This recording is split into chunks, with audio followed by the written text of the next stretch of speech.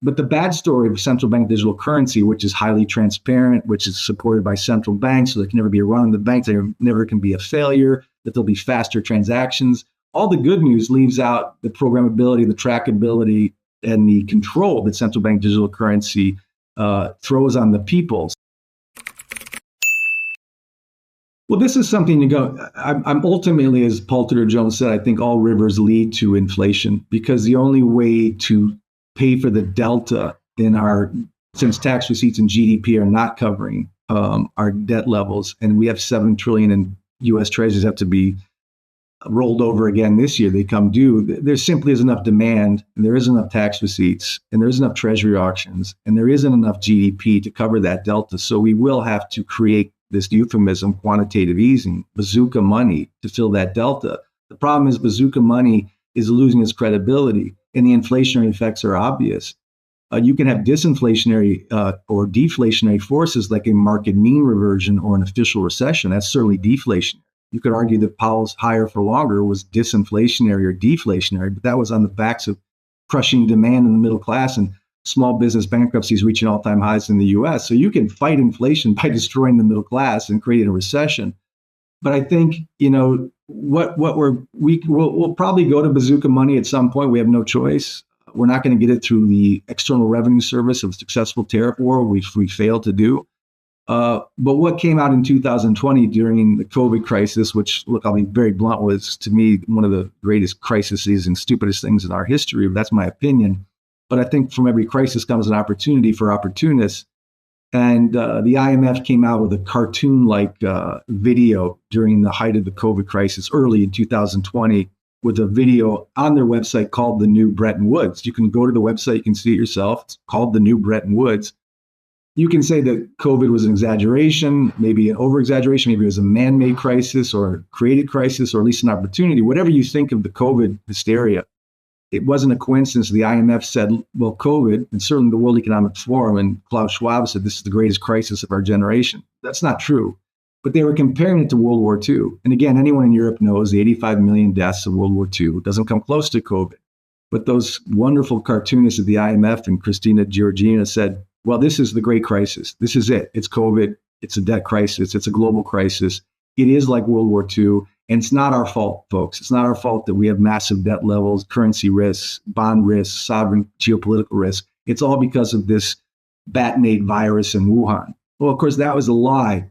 But what they did come up with, which they always do when they're lying, is this new idea they telegraphed over 5 years ago, or 4 years ago now, almost 5 years, that because of COVID, not because of us, not because of the Fed, not because of the ECB, not because of the EU, not because of the White House, but because of COVID, this thing that we had no control over, we're going to have to, at some point, resort to central bank digital currency, some type of new reset.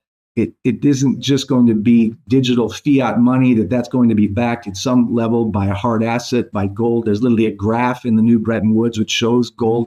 So that's the good part of a bad story. But the bad story of central bank digital currency, which is highly transparent, which is supported by central banks, so there can never be a run on the banks, there never can be a failure, that there'll be faster transactions. All the good news leaves out the programmability, the trackability, and the control that central bank digital currency throws on the people. So your civil liberties, your privacy, your free trade among your own partners will be very different in a CBDC world. But that, I think, unlike a Plaza Accord, I think the next big reset, the next desperate reset in a world very divided between the G7 and the BRICS, is going to be this IMF pre-telegraphed, pre-programmed launching of a central bank digital currency. I'm not saying that's this year or next week. I'm saying that will probably be the inevitable tool used after everything else fails. Because just printing money out of thin air to solve a debt crisis with more debt and monetizing that debt with mouse click money is not a sustainable solution. I think even Bessent knows that.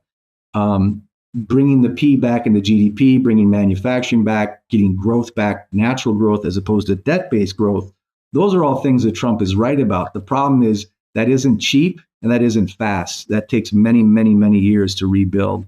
And if we're being honest with each other as Americans and as leaders, I think we should have the fireside chat and tell the country and the world that we are broke, that we have to make some changes. But what will probably happen is the powers that be will resort to some type of CBDC, global reset, It won't be the end of the dollar. The dollar will become more of a regional currency, and there'll be more control, control masquerading as a reset, masquerading as saving a system that was saved because of a virus and not because of the criminal negligence of central banks and sovereigns around the world who are in debt up to their ears to buy time, to buy votes, to buy temporary prosperity, as Hemingway said. But it always comes with the permanent ruin of inflation, currency debasement, and war. And that's exactly what, if we look around, we see inflation, currency debasement, and war. Well, exactly. And that's the trillion-dollar question. As I wrote about it 5 years ago, even if this were to work, and I mean, the moment that video came out, I just couldn't help myself. I was laughing at so many levels. It doesn't mean I know exactly what turmoil or what chaos or what fluidity is going to come out of this. I think it's inevitable. But to your point, in the meantime, since 2020, we did weaponize the U.S. dollar against a major nuclear power. We did create more ignition. We ignited a more unified and a more, galvanic BRICS coalition, and even countries outside of the BRICS. We did ignite a new world and a new oil trade. China's, Kyle Bass was right. The biggest thing China needs is a non-dollar energy solution. They're trading and net settling for oil with Russia. They're paying for that in yuan and net settling that in gold. We're seeing so many countries net settling in gold. We see what Kazan said last year about Enbridge. So since 2020, in this pre-projection of a CBD solution, the world's gotten more and more fractured. There are more and more camps now aligning that are outside of the West.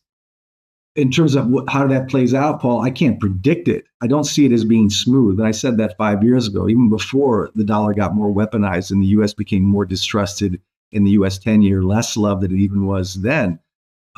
It's only getting worse. So it will be very interesting to see how that plays out. And again, I hope it's not Hemingway's solution of war, keep distraction, or to blame things on war rather than monetary policy or political overreach.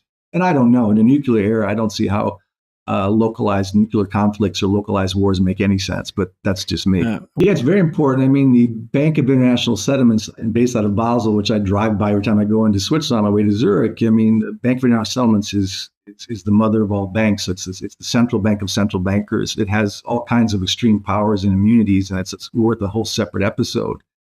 Love it or hate it, I don't love it. It has tremendous power. And in 2023, they did classify gold as a tier one asset. We had the Basel 1 and 2 and Basel 3, which talked about gold being more necessary as an allocated, segregated asset on the bank's balance sheets.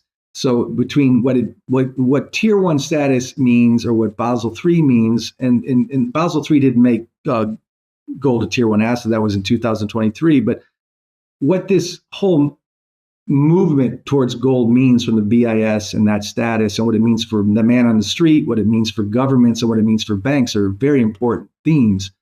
The tier one asset before, the only tier one asset that counted for the BIS was the 10-year U.S. Treasury. Again, that sacred cow, that IOU from Uncle Sam, the home of the world reserve currency, the victor of World War II with the Soviet Union, the father of the IMF and the World Bank, basically out of Bretton Woods in 1944. Of course, in 1944, when Europe was on its knees and Japan was on its knees, the U.S. dollar was king. And certainly the U.S. Treasury, the IOU from Uncle Sam, was the king safe haven. It was the place you went to offset risk in equity markets or currency markets or geopolitical risk. You looked at that 10-year U.S. Treasury as something sacrosanct. And for decades, and certainly for most of my life, that's what it was. That was the tier one asset. So if you're a bank and you hold $100 million worth of U.S. Treasuries, and it's a tier one asset on your balance sheet, it is worth $100 million. It's got a value. If it's a tier three asset like gold was for many years, $100 million on your bank in gold really meant $50 million in terms of your balance sheet valuation. It wasn't considered as safe as the 10-year U.S. Treasury, whether you're a bank or a sovereign. And the narrative was that gold just was that old analog pet rock from a bygone era. The U.S. dollar, the U.S. Treasury is now the new king. Well, again, fast forward to 2023 and certainly to today and where the world's going with the COMEX and with the BIS, et cetera. When you now compare and you now have gold also as a tier one asset alongside the U.S. 10-year, that is a massive promotion for gold. Regardless of your views on gold or your fight about gold versus Bitcoin or the DXY going up or down, the US dollar up or down, well, the BIS, love him or hate him, has just said what we all know, that gold holds its value far better than a US 10-year or a US dollar. That's a quantifiable objective fact. And so the ramifications and implications of that status are immense. For one, it makes banks want to hold gold more. That explains why the COMEX is seeing this revolving door. That explains why central banks have been stacking gold, in tripling gold since 2022 and weaponized it. But it also explains why since 2014, central banks have been net buying gold and net selling U.S. Treasuries. In other words, the U.S. 10-year is no longer the prettiest girl at the dance. It's no longer the most trusted girl, the most wanted girl at the dance. And it's because it's been so debased by debt and because it's been weaponized recently, it's no longer as trusted. So to your question, when gold becomes a tier one status asset, that's not me selling my business out of Zurich or getting high net worths to buy more gold or trying to be biased. That's being objective. That the world in particular, we certainly see the quantified with central banks, but the BIS, which I'm no fan of at all, is also confessing that as a store of value, saving in gold is far more safe than saving in U.S. Treasuries. Absolutely. And so, again, you go back to 2014, it was well before it was a tier one status. But 2014 was kind of the end of Q1, 2, and 3, and 4, when it was supposed to just be QE. It was supposed to just be a temporary solution in 2009. And it became QE2 and QE3 and then Operation Twist. And then, so in other words, the world was already seeing years ago the writing on the wall that we were debasing our currency in the US at the Fed, that we were printing money to get out of a problem, that was not a sustainable solution. So yes, of course, it was before it became a tier one asset, you could already see the direction of the hockey puck. And I always say, you follow the direction of the puck. That's what Wayne Gretzky said about hockey. You don't play where it lies, you play where it's going. I'm a polo player. It's the same thing in polo. You can be going 35 miles an hour on the field. There's a backswing. You got to turn your horse before the swing. You follow the direction of the ball. 2014 was when we started to see the hockey puck turning direction or the horse turning direction. And banks and nations were already looking more at something safer than that US 10-year. And there was the large central banks. But when you see commercial banks now understanding this tier one status, that creates more and more demand for that for physical gold over that one sacred US 10-year. And again, if you just compare what gold bought in 1920 to what gold buys in 2025, compared to what a dollar bought you in 1920 to what it buys you in 2025, it's undeniable that gold's a better store of value. And since we went up the gold standard in 1971, the US dollar, like every major currency, when measured against a milligram of gold, has lost more than 99% of its purchasing power. That's an extraordinary thing to think about. And you can reflect on that however you wish, whatever your views on gold are.